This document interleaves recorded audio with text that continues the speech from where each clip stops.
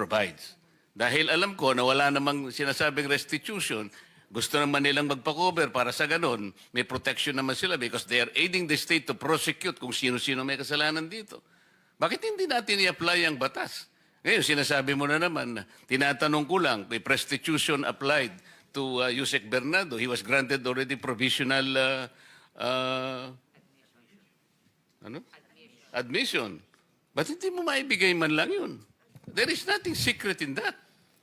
Otherwise, pero meron kayong paborito, merong hindi. Parang namimili kayo. It is a selective process. May I respond, Mr. Chair?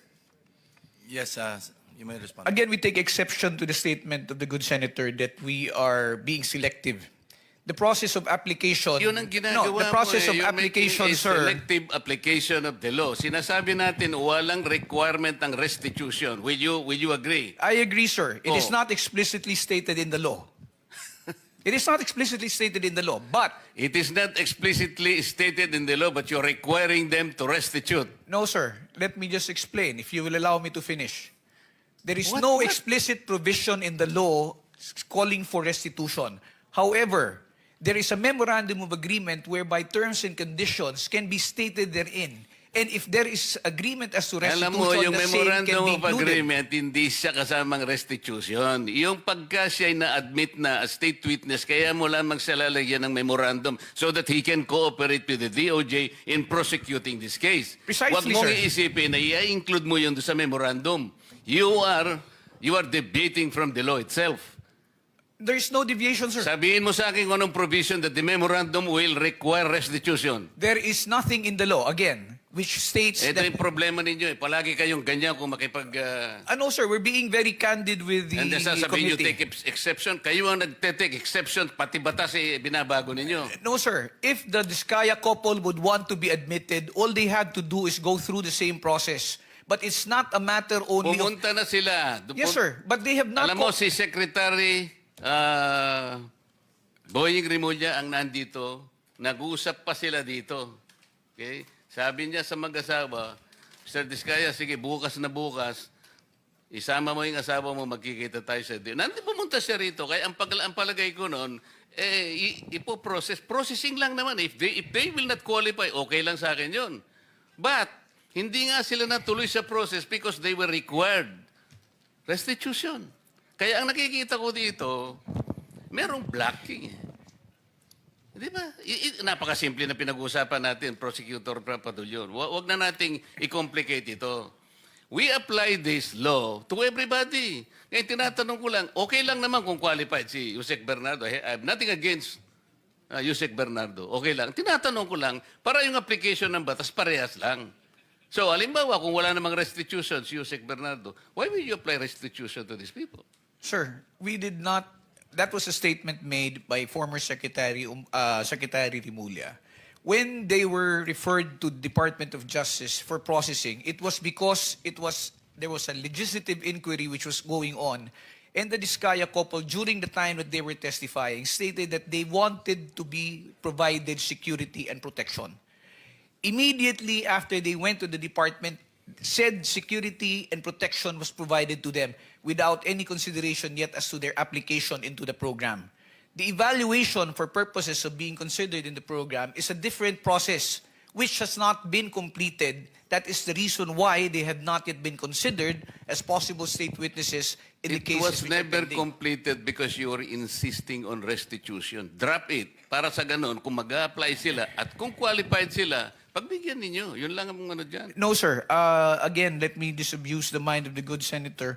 There is no requirement that for purposes of processing, they will have to go through or they will have to make restitution. Yun nga Because it will sinabi ni still go Boying through Rimulya. evaluation. Sinasabi ko sa iyo, yun ang sinabi niya sa press conference niya.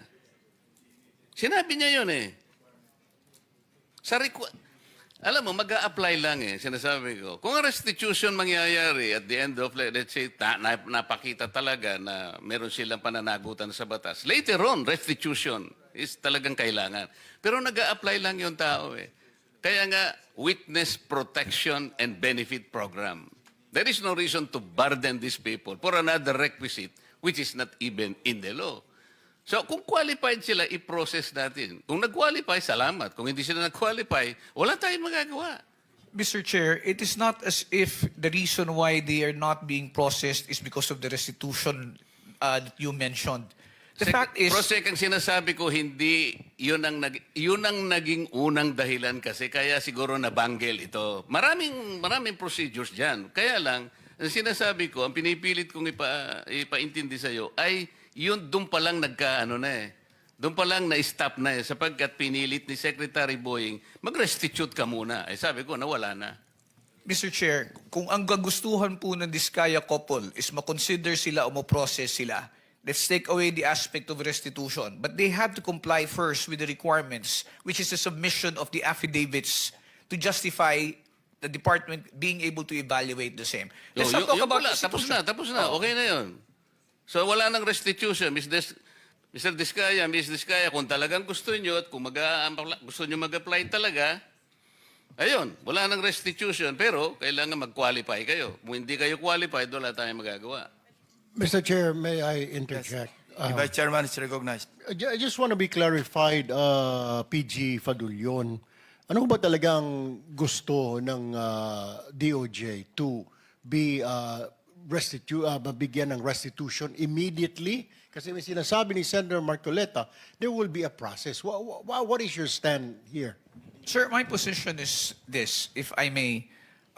Restitution, Senator Marcoleta is correct when he pointed out that restitution is not a requirement under the WPSB law. It Okay. is, as I said, it is not explicitly stated there. However, when the process of when the witness who applies to to be admitted into the program is evaluated, and for example they qualify, their qualification is now subject of a memorandum of agreement between the department represented by the secretary and the applicant. Now, in the memorandum of agreement, there are terms and conditions that may be agreed upon or imposed by the parties, and restitution is part of them. If I may be allowed to explain further, kung halimbawa po meron po tayong witness na nag-a-apply sa programa, at sinasabi na nila, I am remorseful, ako po ay nagkamali, ako po ay nakakatanggap ng pera, naggaling sa nakaw o hindi sa matamang paraan, at ito po ay sosoli ko. Sasabihin po ba ng department, hindi naman kasi part ang restitution dito, so hindi mo kailangan magsoli. Kaya po yan inilalagay sa memorandum of agreement kung meron man, para lamang po masiguro din ng department na at least kung meron pong ill-gotten wealth, or if a person is unjustly enriched, monies will be returned back to the coffers of government. Remember, sir, if one is covered under the program, one of the results would be if there is a case where they will be testifying as a witness, they will not be included in the information anymore. And if they're not included in the information, it means they have no criminal liability and forfeiture will not lie as against them. A process which will happen much later. Okay, so Republic Act 6981, PG Padulyon, Section 5, it states na to comply with legal obligations plus to cooperate with respect to all reasonable requests. Ang tanong ko po ngayon, ano ba ang mga unreasonable sa pagbabalik na ninakaw na yaman? Can you give me some? Let me just be clarified, Mr. Chair. Ano po ang ano ang reasonable kung magbabalik po? Kasi ang sabi, legal obligations, reasonable requests. So it's a reasonable request. Pero it doesn't mean to say na you are, it's their obligation. Is that Yes, sir. correct? Yes, sir. Kasi po, kasama po yan dun sa pagpapakita po ng pagsisisi ng kung sino man pong aplikante na sinasabi niya, kung ako po ay may nakuhang yaman sa pamamaraan na hindi po legal, at ako po ay humihingi ng kapatawaran, at ako po ay willing na tumistigo, at isosoli ko po. Natural po, ipapalagay po natin yan sa loob ng Memorandum of Agreement, at yan po ay mapupunta sa gobyerno. Kaya po, ang tanong ko po ngayon sa PG Padulyon is that reasonable ba o unreasonable ang pagbabalik ng pera na kinuha sa taong bayan? Which is which? It is definitely not unreasonable. I would say it is only reasonable and within reason to return the same. Thank you, Mr. Chair. Hypothetical, halimbawa, nag-apply yung couple, Diskaya couple. Sinabi nila, halimbawa, papasok sila sa MOA. Okay, ito po yung aking mga account numbers, ito yung bangko, willing po akong i-waive kung magkano man ang laman nitong account number na ito. Tama po ba yung hypothetical situation na ganon? That would be one correct means, Mr. Chair. Or halimbawa, ito po yung estimate ko na kinita ko sa aming pagkokontrata na merong ghost project. Nag-estimate siya. Nagbigay siya sila ng estimated amount na sa tingin ninyo acceptable kasi yun ang base rin sa reasonable na computation. Kasama rin yung sa MOA. That will also be included in the MOA, So sir. hindi immediate na Hindi po pagpasok nila, babayad na kagad sila. Parang extortion yun. Yes, sir. Hindi po immediate. Kasi mangyayari niyan is parang you paid your way to be able to be admitted. Parang you buy your Yes, way sir. in to the Yes, sir. program. Ito po, it's a So necessary... merong miscommunication. Yes, sir. Wala nga sa batas ang restitution, pero it could come later. Yes, sir. Parang as a pledge, as a commitment. Yes, sir. That is correct, Mr. Chair. Thank you. Mr. Chair, ikaw na nga hindi man hidden wealth Sorry. pinag-uusapan Mrs. dito. Iskaya wants to say something. Can we allow her? Pwede natin magsalita ka muna. Yes po. Miss. I-confirm ko lang po kasi with what attorney Fadulian said na meron kaming we were given temporary security. Definitely we weren't kasi I had to get our own security for me and my kids after the session here where we mentioned the 17 congressmen. So hindi po kami nabigyan ng DOJ ng any security whatsoever.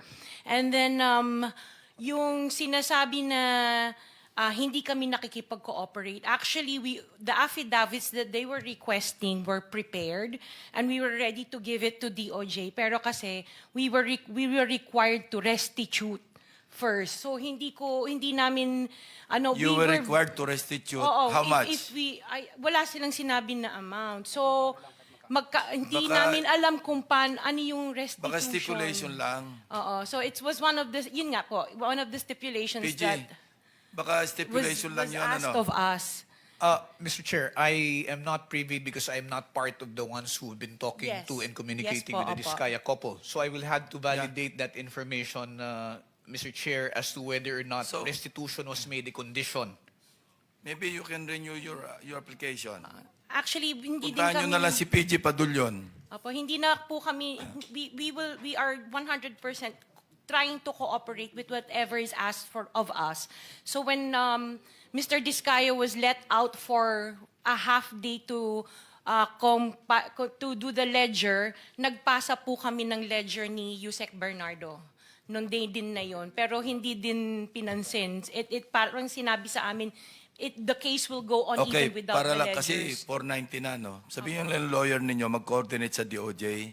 Andito yung director ng WPP. Kung makipag-ugnayan, para hindi tayo dito nagba-back and forth. Hindi tayo matatapos eh. Kasi I think there's a lot of miscommunication eh.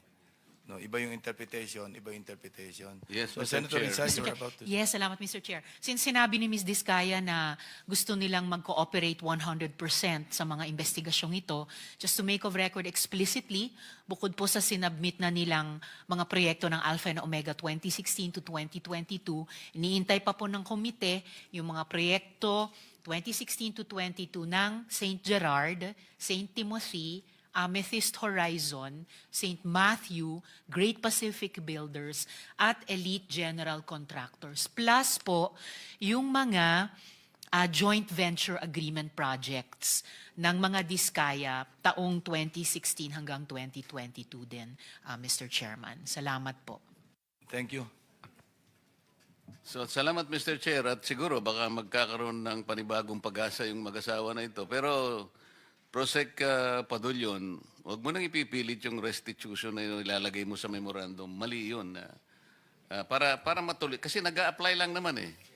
Baka naman, ang totoo niyan kahit, Mr. Chair, kung... Actually, hindi outright yung restitution. Parang pledge yan eh. Parang willing kami mag-restitute. Parang ganun lang. Hindi outright kasi pagka-outright, parang extortion yun.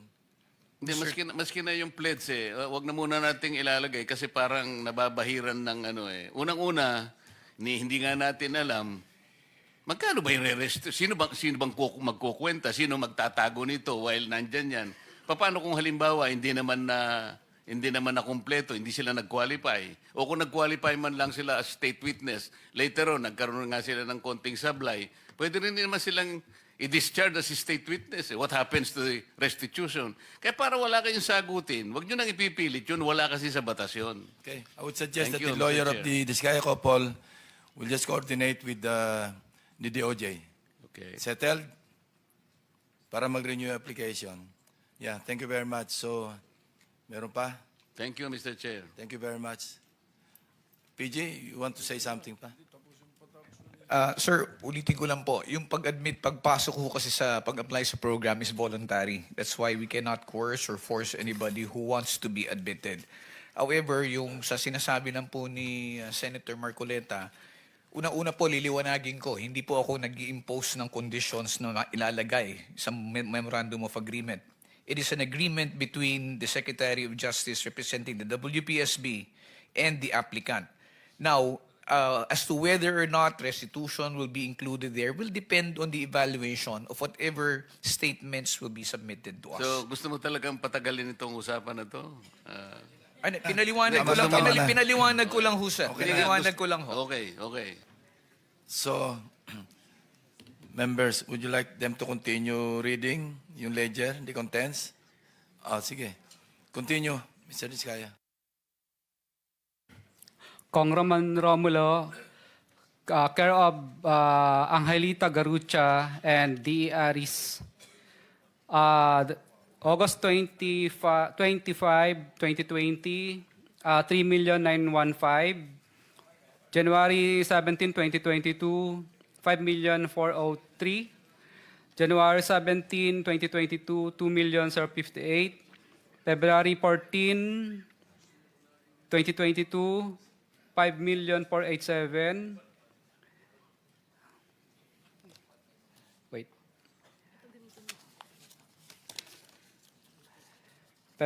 April 8, 2022, 2.6 million. February 6, 2023, 2.6. February 6, 2023, 7.2. March 3, 4.8. March 25, 9.7. March 5, 21.2. March 7, 7.077. May 30, 14,152. May 30, 14,699. Okay, Mr. Diskaya, ganito lang. Isabit nyo na lang yan. Kailan kayo pwedeng bumalik para kunin ang lahat? Papayagan uli kayo ni Senate President na lumabas ng Senado. Kasi sabi ni Sergeant at Arms, marami raw. Sabi ko, sana binitbit nyo na lang lahat, kinarga nyo na lang lahat. Your Honor, Sabi kung niya raw- mabibigyan niyo po sana ako wala sa detention ko. Yun nga, hindi. Kahit Sabi ko- gabi po, gagawin ko. Okay, papayagan ka namin uli. Susulat ako kay Senate President kung kailan. Pero kunin nyo na lahat, hindi nyo pabalik-balik. Gusto mo lang yata umuwi. Totoo po, kasi namimiss ko na po yung mga anak Sige. ko at saka Anyway, yung bahay po namin. Sige, Oho. gagawa ko ng sulat sa kanya. Iaris na lang natin. Pakisapit mo na lang Your sa Honor, committee. okay lang po ba? Banggitin ko na rin po yung iba pang mga pangalan na nandito Sige, na dapat babanggitin ko. Hindi ko lang po babanggitin yung mga Alright. presyo nila. Yung susunod po si Kong Marvin Rillo, Kong Dean Asistio, Kong Patrick Vargas, Kong Marivic Pilar, Kong Jojo Ang. Yun po muna partial. Mr. Chairman, just a quick intervention. Yes, Senator Win. Narinig ko kanina yung kay Congressman Romulo, may mga pangalan kang binanggit ahead. Ano Yung po? mga pangalan nun? Kay D.E. Aris po yun, tsaka si D.E. Aristotle Ramos, at tsaka si Angelita Garucha dati. Engineer yun ang ng kausap DPWH. Yun ang kausap mo, hindi si Congressman Romulo. With ano po? Ang tawag doon sa ganun? With advice po. Yes. Pero wala kang diretso mo bang kausap si Congressman Romulo o itong dalawang tao ang kausap mo? Itong dalawang tao po na ito ang kausap ko, with ano rin naman po ni Congressman yun. Paano mo alam kung with consent? Kadalasan po, hindi po kami nakakaranas ng hirap, hindi po na mutual terminate yung projects. For example, may mga projects din po kami sa First Metro na nung hindi po kami binasbasan, ay na-mutual terminate lang po ang project na yun at nalipat po sa ibang mga license. Kasi mahirap po yun Contractor. na merong kagaya kanina kay Yusek Bernardo na merong isang taong na may taong nasa gitna, hindi naman diretso sa kanya. Napakahirap naman na ganun yung sitwasyon dahil hindi diretso sa kanya. Observation ko lang, no, kasi base rin kanina sa nabanggit ni Mr. Bernardo. Thank you, Mr. Chairman. Mr. Chair, masingit ko lang din. So, Mr. Diskaya, may layer pa, ika nga, may tao na ito para kay congressman ganito. Pero sila ba mismo kumukuha o may tao? Tapos, nakukonfirm ba na tatawagan mo yung mambabatas na, Sir, natanggap mo naman, baka mamaya, dinala lang sa bahay nung courier o nung tao?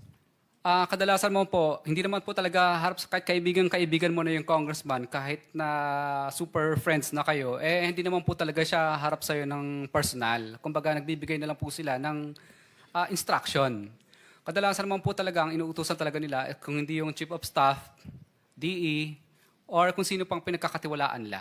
So, yun po ang layers. Pero yung natanggap nila yung pera, tiwala ka na doon sa tao nila na di ba pwede makausap si Kong o may pinapirma ka ba? Ito, papirmahan mo na-receive, etc. Bawal po yun kasi paper trail po yun. So, ibig sabihin po, wala talaga. At talagang walang... So, tiwala na lang. Yes po, mararamdaman mo lang naman po yun na talagang hindi ka binasbasan kapag pinahihirapan ka na. May pahirapan kang makakolekta, pahirapan ka sa lahat, o ano po mga klase ng bagay. Pag yan na po ang naramdaman mo, ibig sabihin, yung pera hindi nakarating. Pati sa collection siguro. Pag, Yes po, opo. collection, Sa collection mo po, mobilization mo pa lang, mahihirapan ka na. Sa next partial collection, kahit siguro tapos mo na yung project, hindi ka pa rin makakasingil kasi hindi mo pa binibigay yung obligasyon. So, yun lang ang mga senyales na natanggap nung sponsor mo o nung proponent na yung binigay mo na commission niya, natanggap niya. Kaya mabilis pati Opo. hanggang sa collection. Yes po, Your Honor. At minsan po, pag nagkita po kami ng politiko na yon, minsan kadalasan po, nagkakaintindihan na po kami, hindi na kami nagtatanungan, Kong, natanggap mo na ba? Hindi na po yun. Kasi, ano na po, yung parang, alam niya na. Ibig sabihin, parang hindi siya umaangal. Di okay. So, senyasan na lang. Opo. Maraming salamat. Thank you, Mr. Chair.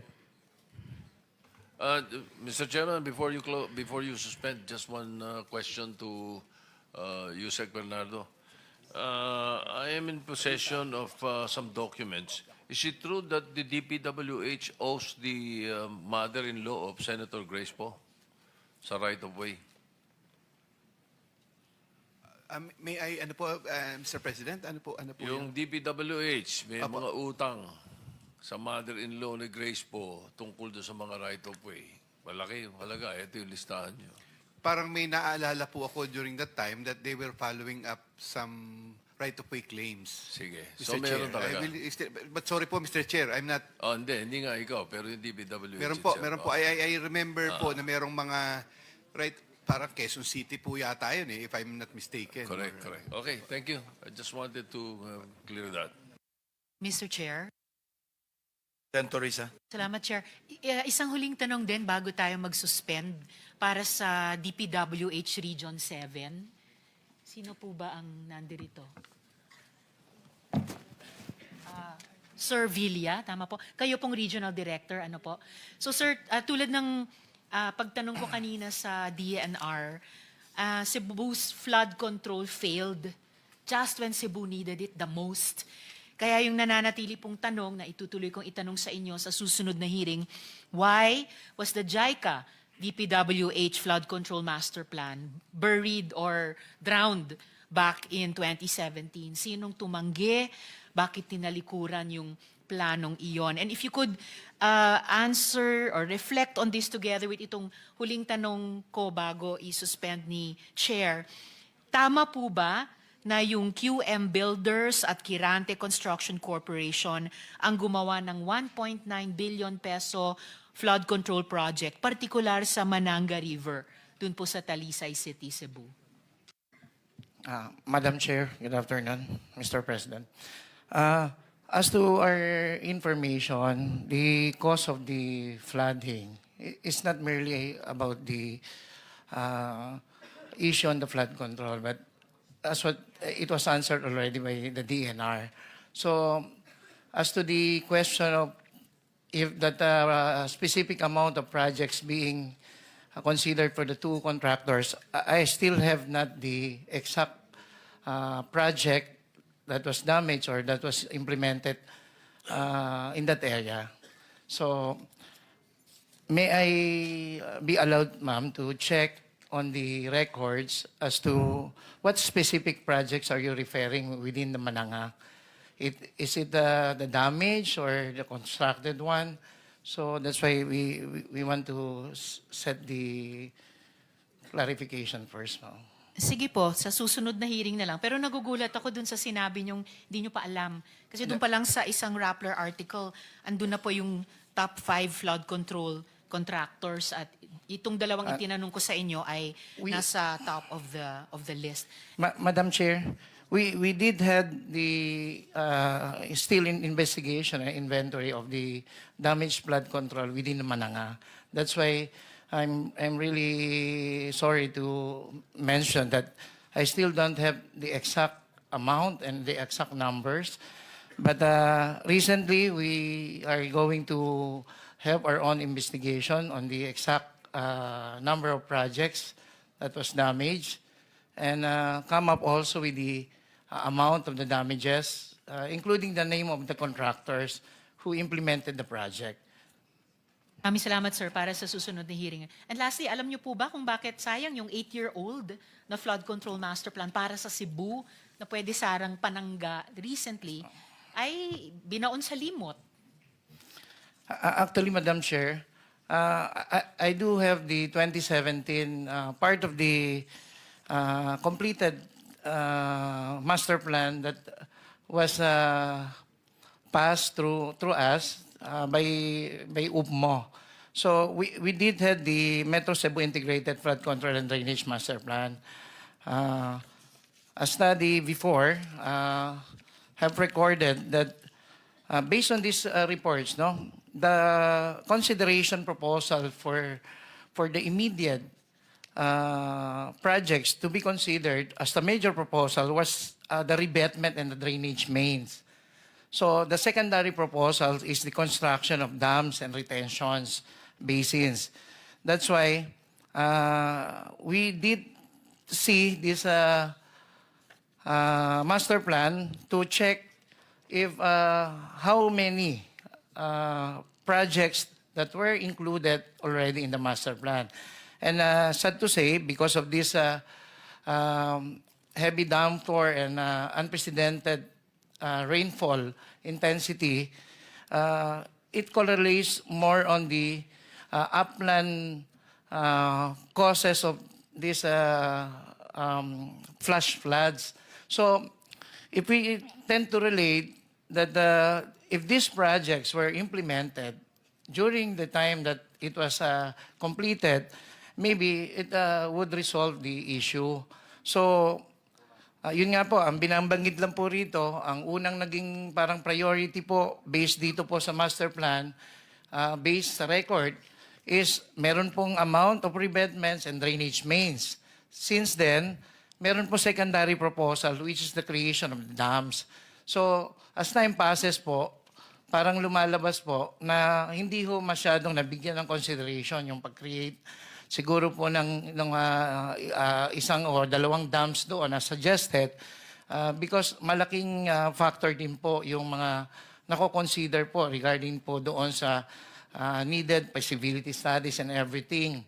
So, kaya po, siguro po, based on the initiative that the new secretary is doing, that he mentioned that we can immediately consider these measures as part of the solutions that those important components in resolving the possible recurrence of flash floods should be addressed.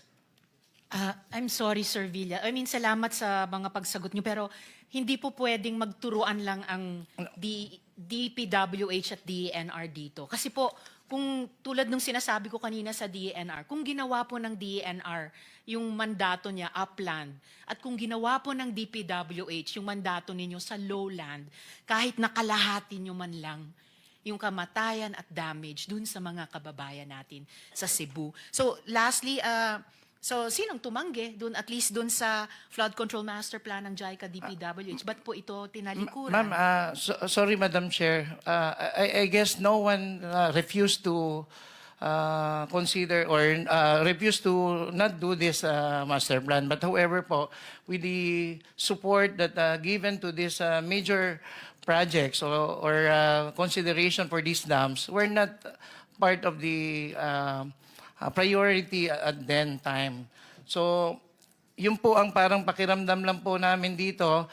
It was already addressed in the master plan, but still, because of the, siguro po, issue at that time ay kailangan din po ang intervention ng local and other agencies na involved po rito, ay hindi po ito ay naging priority doon sa iba't ibang aspeto po. Yung master plan ay hindi priority, Nino. No po ma'am, hindi ang master plan. I mean po, as part of the included component that infrastructure component that should be included in the master plan is the dam construction, which is the secondary recommendation within the master plan at that time.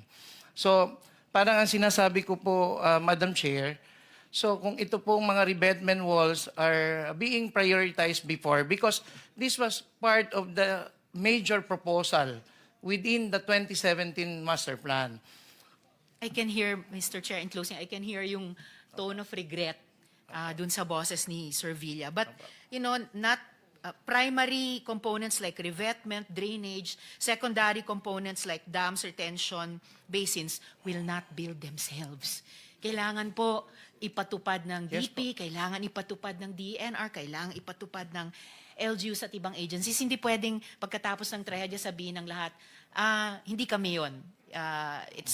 It's something, it's someone else, it's something else. Hindi eh. Para makabayad utang tayo sa mga namatayan kahit taxpayer sila at inasahan nila ang flood control, para hindi na maulit yung ganitong trahedya, we have to implement good master plans or good plans.